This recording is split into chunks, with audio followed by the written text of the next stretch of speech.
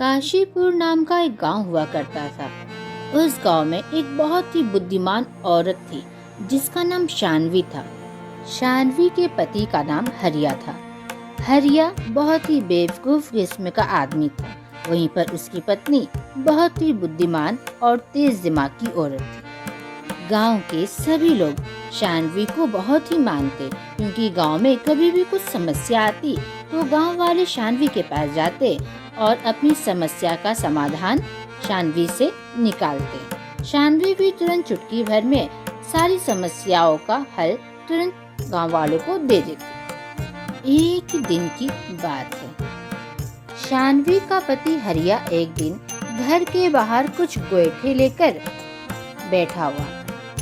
गोईठे के बगल में उसने एक हांडी रखी थी कुछ बनाने के लिए।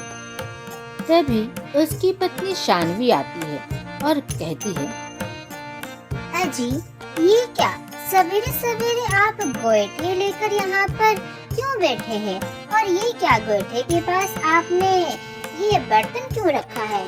कुछ बना रहे हैं क्या?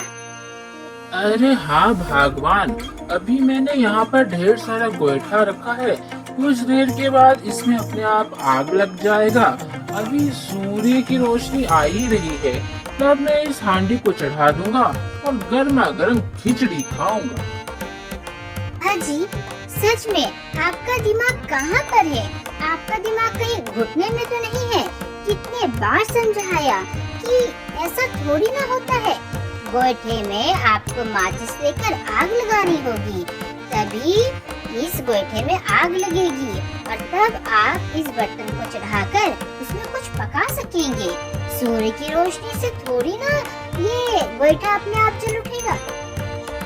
अरे भगवान, हो गया, तुम्हारा भी ड्रामा बहुत है। बहुत ज्यादा ही घमंड नहीं आ गया है? गांव वालों ने तुम्हें सर पर चढ़ा के रखा है, सिर्फ ज्ञान देते रहती हो। मुझे तुम्हारा ज्ञान नहीं चाहिए। चलो यहाँ से जाओ, मैं देख लूंगा। मैं आज खिचड़ी बनाकर खा लूंगा, तुम्हारी जरूरत नहीं है। अजी, मैं आपकी भलाई के लिए बोल रही हूँ, आप मेरी बात क्यों नहीं सुनते हैं? आप यहाँ पर 2 घंटे से बैठे हुए हैं और देखिए ना कितनी कड़ी धूप आ रही है। ऐसे में आपकी तबीयत खराब हो जाएगी। मैं आपकी धर्म पत्नी हूँ, इसलिए आपको समझा रही हूँ। और वाले लोग तो केवल हंसकर यहाँ से गुजर जाएंगे, लेकिन मुझे बुरा लगता है। मैं आपकी फिक्र करती हूँ, इसलिए आपको समझा रही हूँ जी। अरे ठीक है, अब जाओ यहाँ से शानवी, मेरा दिमाग मत खराब कर। तभी वहाँ पर एक औरत आती है और कहती है, अरे शानवी बहन, वो तुमने देखा क्या कि गांव में एक प्रतियोगिता हो रही है? कुछ प्रश्न पूछे जाएंगे और जो उस प्रश्नों का उत्तर दे देगा उसको 50,000 रुपए इनाम में मिलेंगे। शानवी, तुम क्यों नहीं बहन उसमें शामिल होती हो? तुम्हारी बुद्धि तो बहुत ही तेज है। हाँ क्या, ऐसी बात है? मैं जरूर उसमें प्रतियोगिता में शामिल होंगी, लेकिन पता नहीं कि मैं जीतूंगी कि नहीं जीतूंगी। लेकिन हाँ, अपना पूरा प्रयास जरूर से करूंगी। 2 दिनों के बाद वह प्रतियोगिता होती है। बहुत लोग उस प्रतियोगिता में शामिल होते हैं, परंतु अंत में सिर्फ 2 ही लोग बचते हैं, एक शानवी और एक हरिया। हरिया और शानवी में से देखा जाता है कि कौन उस प्रतियोगिता में प्रथम आएगा। देखिए हरिया और शानवी, आप दोनों से 2 प्रश्न पूछे जाएंगे। अगर दोनों प्रश्नों का अगर आप दोनों ने सही उत्तर दिया तो आप दोनों विजय होंगे। तो बताइए, ऐसी कौन सी चीज है जो खरीदते समय हरी होती है पर इस्तेमाल के बाद लाल हो जाती है?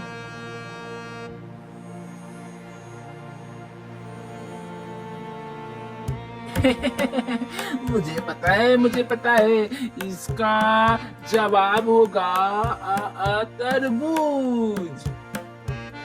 नहीं हरिया, यह गलत जवाब है। शानवी, क्या आप बता सकती हैं कि इसका क्या सही उत्तर होगा?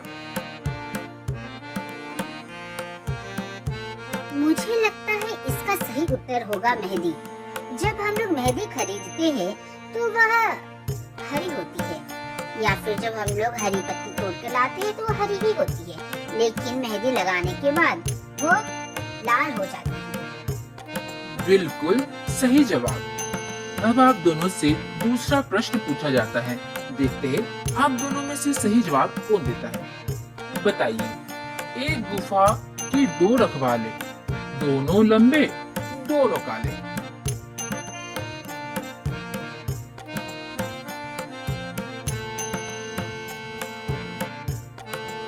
ये तो बहुत ही कठिन प्रश्न है, मुझे तो कुछ समझ में ही नहीं आ रहा है।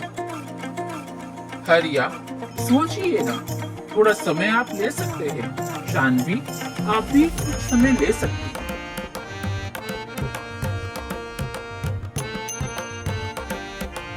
महाशय, इसका जवाब होगा मूछें। गुफा हमारी मुंह हुई और गुफा के ऊपर दो लंबे लंबे मूछ होते हैं, इसलिए इसका सही उत्तर मूछ होगा।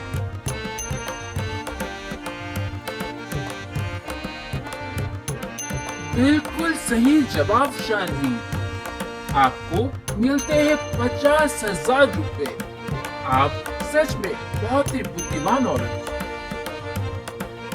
बहुत बहुत धन्यवाद, आप सभी का बहुत ही शुक्रिया। शानवी घर जाती है और अपने पति हरिया को 50,000 रुपए दिखाती है कि वह किस तरह से प्रतियोगिता में उसने जीता और उसे 50,000 रुपए इनाम में मिले। शानवी, मुझे माफ करना, उस दिन तुमने सही ही कहा था कि गोईठा अपने आप नहीं जलेगा सूरज की रोशनी में। मुझे बहुत ही बुरा लग रहा है, मैंने जिस तरह से तुम्हारे साथ व्यवहार किया। पता है, उस दिन भर मैं बैठा रहा, लेकिन गोईठा नहीं जला। अंत में मैंने माचिस से आग लगाई और फिर खिचड़ी बनाकर खा लिया। भगवान, मैं तुम्हारी खुशी से बहुत ही खुश हूँ। तुम वाकई बहुत ही बुद्धिमान हो। और क्यों ना हो, पत्नी किसकी है? मेरी है ना। तो मेरी पत्नी तो बहुत ही बुद्धिमान है। तुम वाकई बहुत ही होशियार हो। तुम्हारी बुद्धि से ही तो यह 50,000 रुपए घर में आए हैं। जी, मुझे पता है कि आप उस समय मुझसे गुस्सा थे, इसलिए आपने मुझसे इस तरह से बात किया था। मैं आपकी बातों का बुरा नहीं मानती, लेकिन हाँ, हमेशा इस तरह से मत कीजिएगा, नहीं तो मैं आपकी बातों का बुरा भी मानने लगूंगी। गांव के सभी लोग बहुत ही हंसी खुशी से रह रहे थे। तभी गांव के लोगों में शोर मच गया कि गांव में एक चोर है जो कि किसी न किसी की चीजें चुराकर भाग जाता है और लोगों को पता भी नहीं चलता है। एक दिन हरिया शानवी के पास आता है। हरिया वही था जो कि प्रतियोगिता में शामिल हुआ था। बहन शानवी, मेरी कुछ मदद कर दो, बहुत मुसीबत आन पड़ी है। क्या बताऊं, मैं तो लूट गया बहन। क्या हुआ भाई साहब, आपको क्या हुआ? आप इतने परेशान क्यों नजर आ रहे हैं? सब घर में ठीक तो है? अरे बहन, क्या बताऊं, मैं तो बर्बाद हो गया, मैं लूट गया बहन। मेरी पत्नी ने सोने का कंगन दिया था और कहा था उसे बेचकर पैसे लेते आना, लेकिन क्या बताऊं, किसी चोर ने उससे कंगन को चोरी कर लिया। मुझे यह तो पता चला कि किसी चोर ने ही उस कंगन को चोरी किया है, लेकिन मैं उसका चेहरा नहीं देख पाया। बहन, कुछ मदद कर दो। तुम अपनी बुद्धि से कुछ ऐसा उपाय निकालो कि मेरा कंगन फिर से मुझे वापस मिल जाए, नहीं तो मैं बर्बाद हो जाऊंगा बहन। भैया, एक काम क्यों नहीं करते? आप एक काम कीजिए, आप गांव वालों में यह बात फैला दीजिए कि आपका कंगन कहीं आपसे गलती से गिर गया है या फिर खो गया है। जो भी व्यक्ति आपके कंगन को वापस करेगा, उससे उसका दुगना इनाम मिलेगा, उसे 2 सोने के कंगन मिलेंगे। देखते ही देखते यह बात पूरे गांव में फैल गई कि गुम हुए सोने की कंगन जो खोजकर वापस लाएगा, उसे 2 सोने के कंगन उपहार में मिले। फिर क्या था, गांव में एक चोर था। वह तुरंत हरिया और शानवी के पास आता है। अरे भाई, आपका नाम ही हरिया है क्या?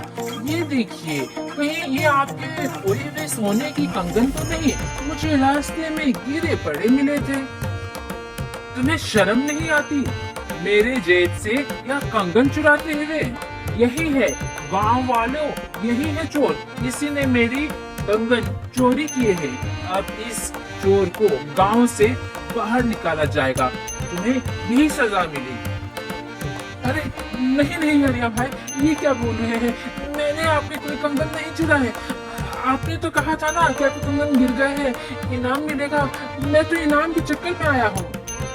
तभी शानवी कहती है उस चोर से, अरे भाई, तुम्हें पकड़ने के लिए ही तो ये सारी चीजें गांव में फैलाई गई थी, ताकि तुम्हें सजा मिल पाए। बहन, मुझे माफ कीजिए। मैं कसम खाता हूँ आज के बाद से कभी भी इस गांव में क्या, इस देश में क्या, इस दुनिया में मैं कहीं भी चोरी नहीं करूँगा। बहन मुझे माफ कीजिए, मुझे सजा मिल गई है। आज के बाद मैं किसी का घड़ी क्या, मैं किसी के सोने की कंगन क्या, एक सुई की भी चोरी नहीं करूँगा।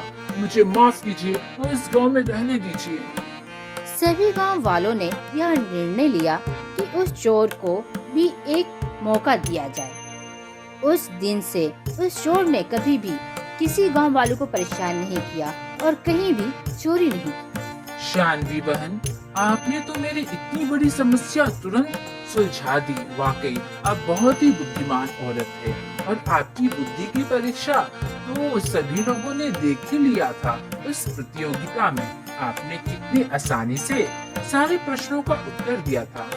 अगर आप हमारे गांव में रहेंगे और हमेशा रहेंगे तो हमें कभी भी कोई कष्ट नहीं होगा और आपकी मदद से यह गांव बहुत ही खुशहाल रहेगा। तभी शानवी का पति हरिया कहता है, हाँ हाँ, क्यों नहीं। आखिर पत्नी किसकी है? हरिया की पत्नी है ना, तो बुद्धिमान क्यों नहीं होगी।